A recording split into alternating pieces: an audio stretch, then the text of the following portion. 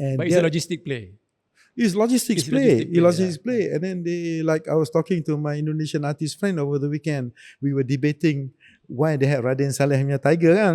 And then Raden Saleh is in Singapore. The biggest painting, the most famous painting is in Singapore. So Singapore has it. So that's the only reason why I think one of the key reasons why Singapore bought the Raden Saleh, because they wanted to represent Indonesia. Yeah. They wanted to be the hub of Indonesian art. I understand. Because if you have a Raden Saleh, a tiger that you bought from a museum from... You're validated. You're validated lah. Then you don't have to put up with the traffic jam of Jakarta kan, to go around and looking at Raden Saleh. Just go to Singapore lah. So this is soft power projecting. So a small nation, projecting themselves, and they are very important because they're always going to be not just the spokes. They're going to be right in the middle as a hub. And it takes a while to develop this lah. I think, because I see this happening in Turkey as well. They are basically developing their culture. That's why now you get soap operas from Turkey. You get a good art movement there at the moment. I know. I think, but the art schools and the artists also have to rise to the challenge. The challenge, produce better work. Look at there's so many issues going on in society now. I hardly see, any commentary on it. Work that define it lah. Politics kan.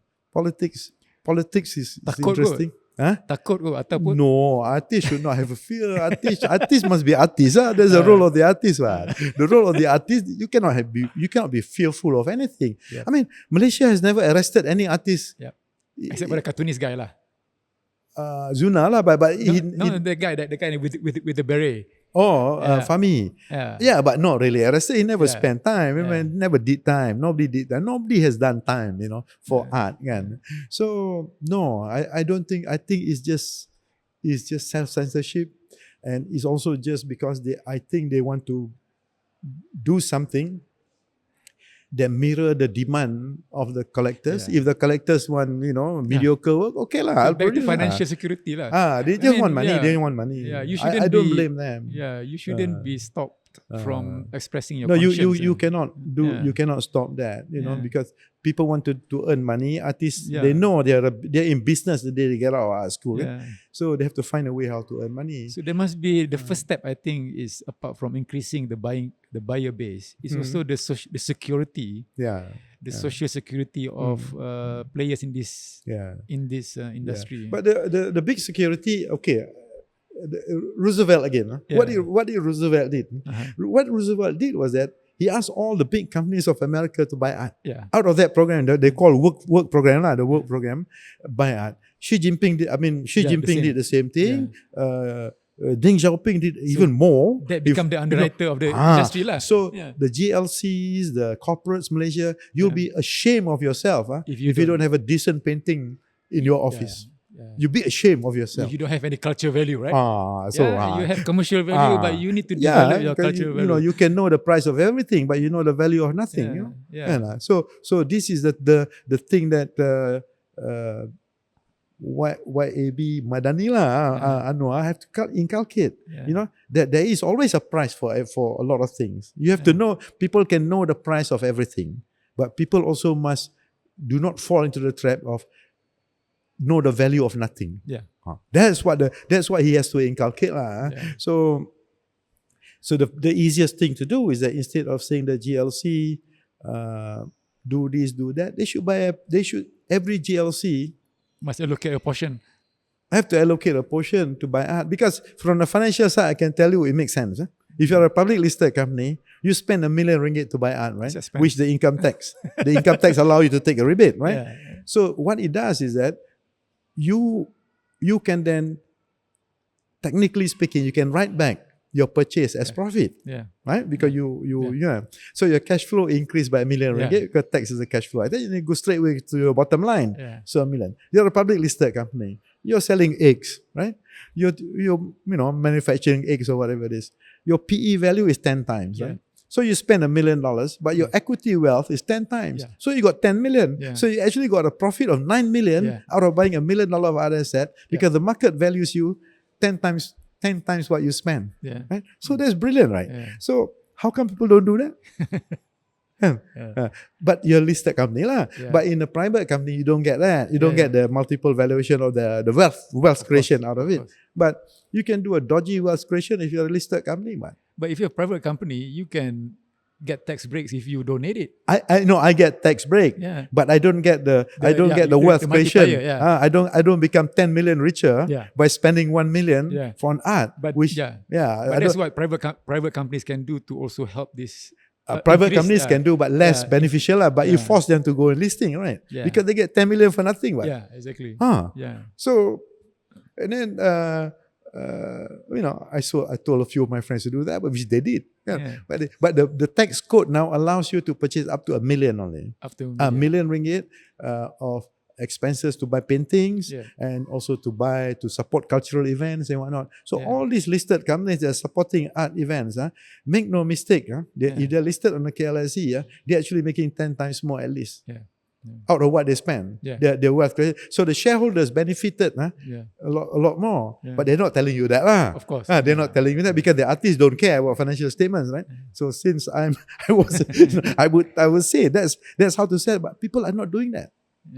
The art, you also when you art gallery, you don't market that. I mean, I marketed that only to my friends who own listed company, but because basically it's nothing, right? For me, it was a hard sell. That was the reason why the concentration wasn't there. It's a very hard sell. But I believe if I go now, I mean, people will look at it differently because of the time I spend in the industry. The problem is that you cannot be an art advisor or an art gallery, unless you have 10 years track record or wasting your time and pretending you are a connoisseur and be in debt. Because you have to lose a hell of a lot of money. You have to feel like you don't do well, you're wasting your time, and then only you can get credibility. Exactly, so to build the credentials is a little bit painful. Painful. So, but it's necessary.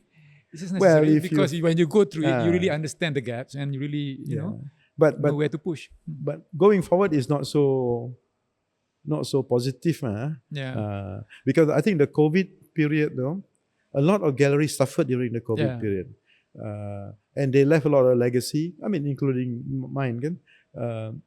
They have a lot of legacy. They carried the business through. They had 2 years of very bad, but there's a lot of new galleries are popping up because they have no legacy. So if you look at the gallery situation in KL, there's a lot of new galleries opening. But they can open because they're opening on a clean cut, on a fresh set of books, fresh set of financial books, no legacy. Basically most galleries over the COVID period had no revenue. I also feel it's a simple thought. I think it relates to the urban environment. It relates to architecture. It relates to me, every hotel must have a good contemporary artwork, and it must be showcased it must be of a decent quality lah. Exactly. That's why I'm saying GLC since the state-owned enterprises GLCs they control something like 40-50% of the stock market hotels and whatnot. So if you wear the hat of Deng Xiaoping, if Saudara Anwar Ibrahim wear the hat of Deng Xiaoping or Xi Jinping, he will call all his fellas buy art. So okay lah, you have to compromise on the Mahakaya a little bit lah, but if you don't help these people, these artists, with their creative mind, they become maha miskin. They can become revolutionaries, because their brain are differently geared. The artistic brain is differently wired, Then it will go through the organic process of revolution. So it will grow into you will revolution. Go to dissent, resentment. They're not being taken care of. Why are you having art school sending us to this degree mill? Become nation of tukang. We don't want to be tukang. We want to be artists. This kind of dialogue will happen. So, where are you in your art journey at the moment? At the moment, I'm halfway thinking that I want to quit. I'm quite serious about it. I know that it's quite clear that I have to find a new model. If the new model of business, simple things. If you look at the Malaysian art business, access the market to educate the mass market. The mass market is quite bad to say things. Messaging to people and whatnot.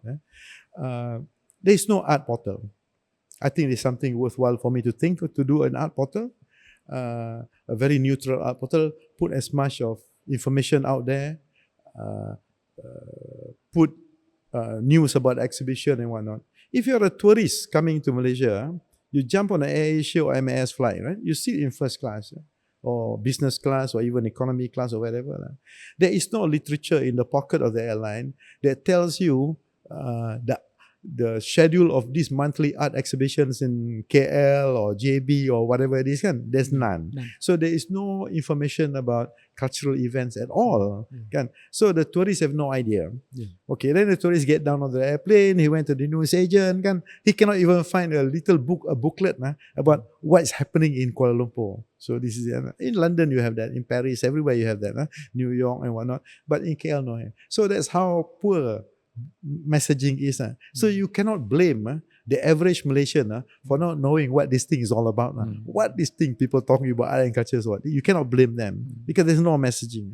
So now you can message through online platforms. I think we can do that. We can do an information platform. We can disseminate critical writings or even playful writing or even reportage about exhibition reviews and whatnot. So this has to be done, and this is going to cost a lot of money. But it's something that worthwhile doing, because otherwise, it is actually quite rude and a fallacy. It is actually quite pompous and wrong to actually go and blame. You don't know. You don't know. You don't know. We are artists. You don't know. But the artists don't tell people what they are, who they are, what they do. You expect people to know. People don't know. So people don't know about you. So okay, that's one thing. But then I have occasion where I've met ministers, senior politicians, ministers. They can't tell the difference between David Hongni and Ibrahim Hussein. How do you do that? I mean, they earn a lot of money. They're highly respected. Their society thinks of them of being very cultured. That's how society look at ministers, as a cultured person, decisive person, a very influential person, knows a lot about kebudayaan. They speak about kebudayaan. They don't know between Syed Ahmad Jamal and Syed Hamid Abah. They wouldn't know. So how are you going to do it? So the idea of cognitive recognition, basic cognitive recognition. If you see that kind of brush strokes, if you see that kind of painting of a mountain, you know that's Jamal's Mahameru. You know that. So, but in the West, you know that. In London, people know how a Turner fish looks like. Even though Turner lives in the 1800s, people know that. An average guy goes to the pub and drink beer, he knows that. That's a Turner. Because there's education and it's always in the mainstream. It's always in the mainstream. Because it's always in the mainstream. Every French guys know how a Picasso looks like, or they can even tell between a real Picasso and a fake Picasso. You get that level. So these are the things that needs to be done. It's a hard task for the government, but nobody looks at it. Nobody looks at it. Nobody cares about it. They cannot quantify the success. They cannot quantify. There's no recognition. There's no recognition. They cannot grasp. They cannot grasp. So